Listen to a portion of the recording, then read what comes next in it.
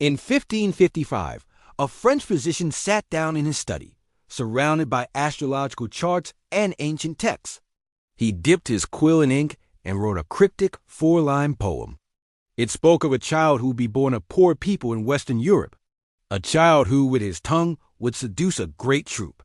It stated that his fame would increase towards the realm of the East, and it gave his name.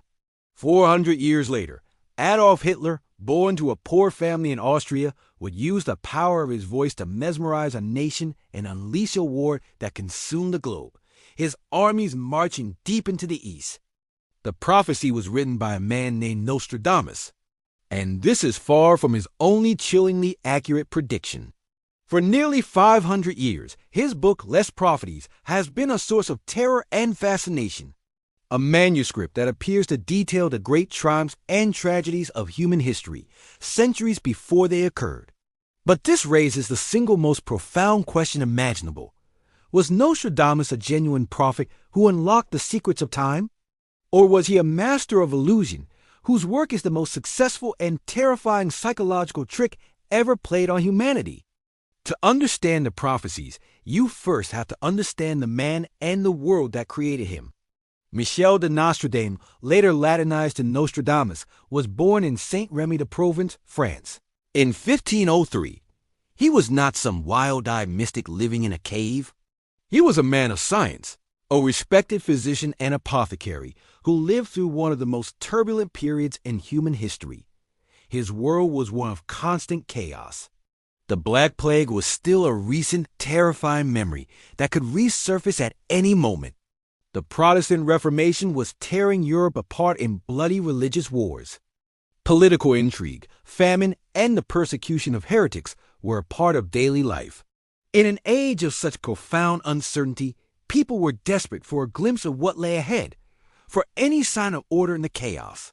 Nostradamus believed he could provide it. His method was a blend of scholarship and mysticism. He claimed that late at night, in the solitude of his brass-tack study, he would engage in a ritual of scrying.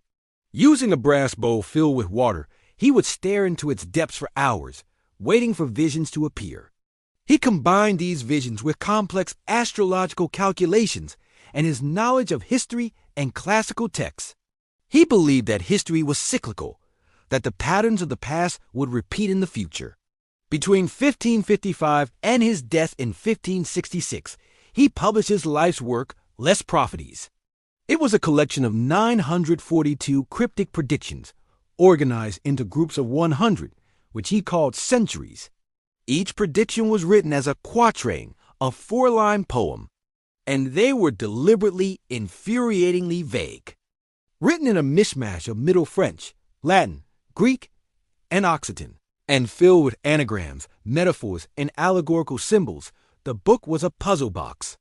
Nostradamus claimed this was to protect himself from being tried as a magician by the Inquisition. But this very ambiguity is the key to both his power and the controversy that surrounds it to this day.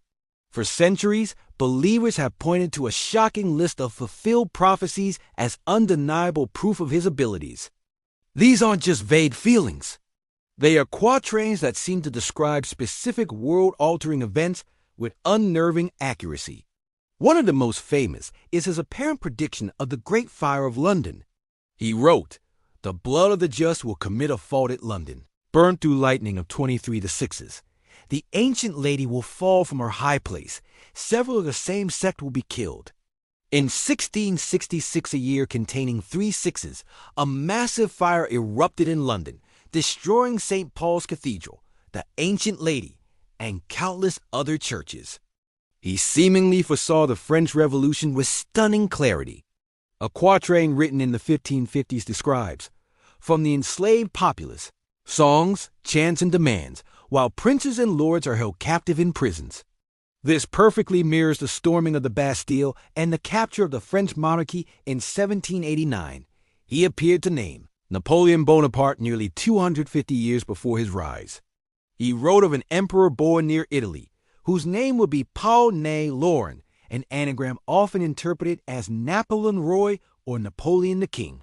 Even the horrors of the 20th century seem to be etched into his work. One quatrain reads, Within 2 cities there will be scourges the like of which was never seen. Famine within plague, people put out by steel, crying to the great immortal God for relief.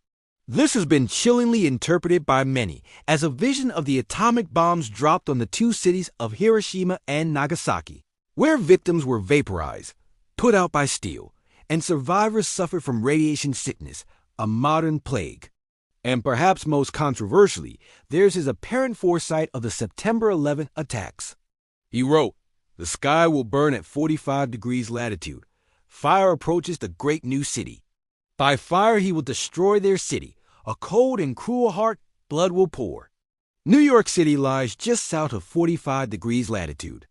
The great new city is a common nickname for New York. The imagery of fire, destruction, and pouring blood became the terrifying reality of that day. The case seems compelling. A string of impossible hits that defy coincidence. But for every believer, there is a skeptic armed with a powerful and logical counter-argument. They argue that the prophecies are not supernatural, but are instead a masterclass in psychological manipulation, built on 3 key pillars: vague language, mistranslation, and confirmation bias. The language is so symbolic and imprecise that the quatrains act as a historical Rorschach test. A line like "a great flock will come to pass" could be interpreted as a military invasion, a migration of refugees, or even a flock of birds. After an event happens, it's easy to look back and make the vague words fit the specific facts. Then there is the issue of translation. The Hister quatrain, which seems to name Hitler, is the skeptic's exhibit A. Hister is not a mystical name for Hitler. It is the classical 1st century Latin name for the lower Danube River. Nostradamus, a classical scholar, would have known this. Is it still a chilling coincidence that Hitler was born in Austria, near the Danube River? Absolutely. But it is not a direct naming of the man himself, as is often claimed. The prophecy becomes much less specific when you realize he was likely referring to a geographical area, not a person.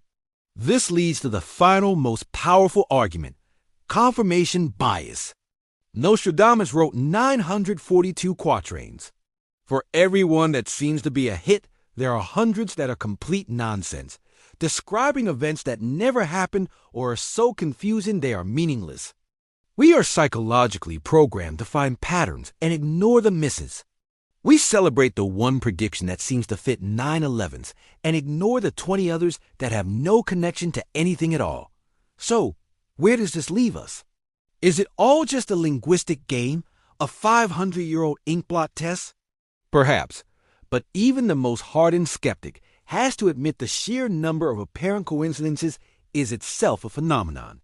The specificity of dates like 66, the geographical accuracy of the Danube, the anagrams of names, it's a pattern of luck that seems to defy probability. This creates the ultimate paradox of Nostradamus. The more you try to debunk him with logic, the more you are confronted with a layer of coincidences so deep they start to feel like something else entirely. He may not have been a divine prophet with a crystal clear vision of our world, but perhaps he was something just as remarkable, a man who understood the deep, repeating rhythms of human history.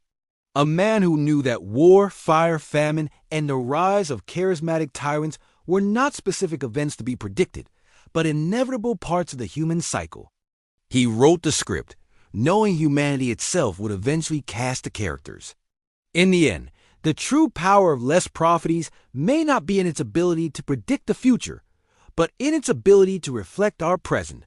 For nearly half a millennium, in our darkest and most uncertain hours, we have turned to this cryptic book. We look for our wars, our leaders, our disasters within its pages. We do it because we are searching for meaning, for a sign that our chaos is part of a larger plan. The book is a mirror, and in it we see our own deepest anxieties and our desperate hope for a cosmic blueprint that makes sense of it all. Did Nostradamus leave us a map of a future that is already written? Or is his work simply a canvas onto which we paint our own history after the fact? Perhaps the greatest prophecy he ever made was an unspoken one, that humanity would never stop searching for answers in the words of the past, forever caught between the pull of destiny and the reality of chance. If you were fascinated by the power of this ancient text, wait until you learn the true story of the Voynich Manuscript, the book written in a language no one on earth can read.